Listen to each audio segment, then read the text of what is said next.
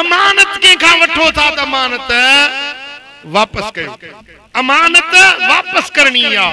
जेको अमानत वापस नथो करे यो खाइना क़यामत जे ॾियारे में ने ख़यानत जो सख्त अल्लाह वटि पुछाणो। पो अमानत पैसो हुजे, को कपड़ो हुजे, बी का शे हुजे, जेका भी शे अमानत मानू वठे थो तो वह अमानत गालायो छा कबी अमानत अल आरियतु मवद्दातुन ओधर वापस करनी आ। अमानत भी वापस करनी आ ए ओधर भी वापस करनी आ। दुकानदार को उधारो वठे अदा अटो खपे 2 किलो दे वरी वो दुकान ही छड़े दी उन पासे विंदुस मता दुकानदार घुरे वरी पासो ही बियो वठी जी हे वने तो खली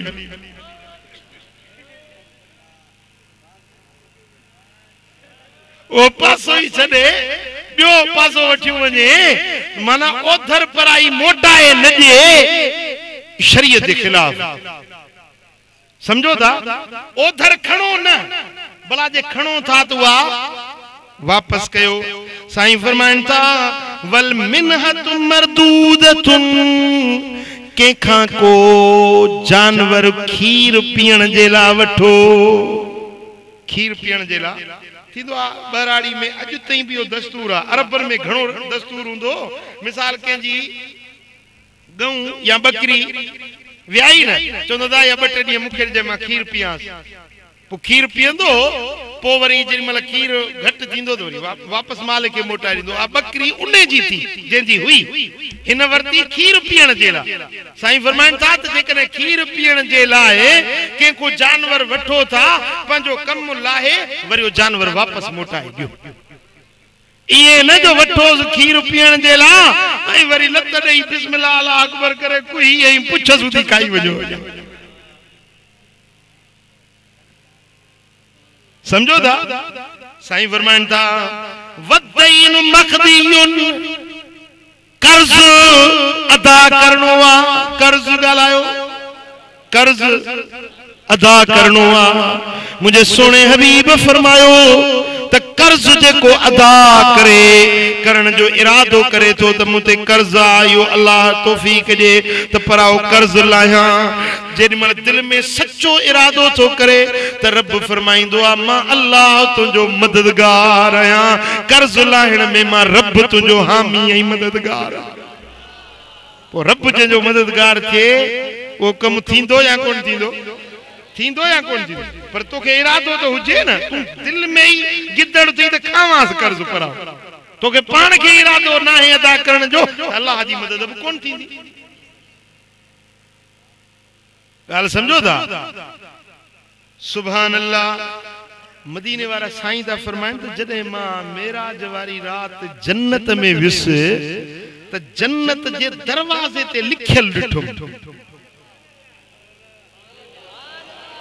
बेहिश्त जे दरवाजे ते लिखियल हुयो त अल कर्द बि समानियत अशर व सदकत बि अशर। खैरात करे तो उन जो 10 सवाब आ के के कर्ज दे तो उन के 18 सवाब आ।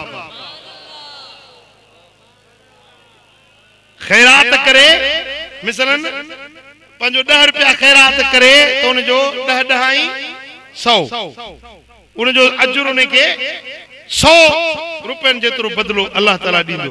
पर के कर्ज दे के कर्ज दे तो उन्हें के वरी 18 वधिक सवाब मिलंदो। 10 जी 18 घणी थींदी 180 रुपया। खैरात करे 10 रुपया तो 100 जो अजर कर्ज में दे तो उन्हें के 180 रुपयन जो अजर। साईं फरमाता तो बेहिश्त जे दरवाजे ते ये लिखियल मोहम्मद करीम ॾिठो पो सुभान अल्लाह। फकुल्तु या जिब्रील मा बालुल कर्ज आज़म अजरा। ए जिब्रील कर्ज जो मामलो किया जो खैरात खां भी कर्ज जो अजर मथे खैरात खां भी कर्ज जो अजर मथे इहो मामलो किया। जिब्रील अमीन चो या रसूल अल्लाह खैरात मानू जेका करे तो कदे हकदार वट विंदी आ, कदे गैर हकदार वट भी विंदी आ, पर कर्ज सिर्फ मोहताज वट विंदो आ। कर्ज के वट विंदो आ? मोहताज वट विंदो आ। कर्ज जरूरतमंद वट विंदो आ।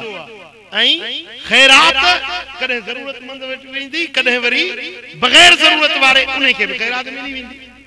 मसलन तवा खैरात कयो था, अदा मुही खैरात कई देग भत जी लाथी, पो उन में इए त कोन चोंदो त बाबा हाणे इन में जेकी वो कर्जी इन मिस्कीन मारू वड़ा उहे खाओ ॿिया न खाओ। खैरात हर को ते खाई विंदो। एड़ा मानू भी खाई विंदा जेकी खुद खैरात ॾियण जा हकदार आहिनि, उहे भी खाई विंदा। गरीब भी खाईंदा, अमीर भी खाईंदा, पर कर्ज उहो वठंदो आ जेको मोहताज हूंदो आ। इने जे करे कंहिंखे कर्ज ॾिए त उन कर्ज ॾियण जो सिलो, उन कर्ज ॾियण जो बदलो अल्लाह वटो 18 गुना वधीक आ। ऐं हुजूर अलैहिस्सलातु वस्सलाम फरमाइनि था, जेकॾहिं कंहिंखे कर्ज ॾिए थो न त जेतिरा पैसा कर्ज ॾिनई ओतिरनि पैसनि जे रोज़ाने जे खैरात जो सवाब रब उनखे अता कंदो। ओतिरा पैसा ॼण रोज़ खैरात कई। हाणे मसलन पंहिंजो कंहिं माण्हू खे 5000 जी ज़रूरत आहे, तव्हां को कर्ज घुरी दा मूंखे 5000 खपनि, ज़रूरत आहे, पोइ मां तोखे ॾींदुसि। बिस्मिल्लाह करे उन कर्ज ॾिनुसि।